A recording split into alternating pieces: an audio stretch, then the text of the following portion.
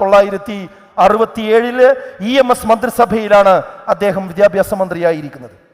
ആ സമയത്ത് അവിടെ ഉണ്ടായിരുന്ന ചന്ദ്രസേനൻ എന്ന് പറയുന്ന MLA എഴുന്നേറ്റുകൊണ്ട് പറഞ്ഞു, ഞാനിങ്ങോട്ട് വരുന്ന സമയത്ത് സാധാരണ കാണുന്ന ഈ കൊട നന്നാക്കുന്ന ആളുകളെയൊന്നും പാതയോരങ്ങളിൽ എവിടെയും കണ്ടിട്ടില്ല. അവരെ പറ്റി അന്വേഷിച്ചപ്പോൾ അറിയാൻ പറ്റിയത് അത് CH അവരെയൊക്കെ കൊണ്ടുപോയിട്ട് അറബി മുൻഷികളാക്കി. അപ്പോൾ കൊട നന്നാക്കണവനെയാണ് പിടിച്ചെന്ത് ചെയ്തത്, സ്കൂൾ കൊണ്ടുപോയാക്കിയത് എന്ന് പരിഹസിച്ചുകൊണ്ട് പറഞ്ഞു. CH അവിടെ എഴുന്നേറ്റ് നിന്നുകൊണ്ട് പറഞ്ഞ മറുപടി ചരിത്രത്തിൽ തങ്കലിപികളാൽ എഴുതപ്പെട്ടിട്ടുണ്ട്. എന്താ CH പറഞ്ഞത്?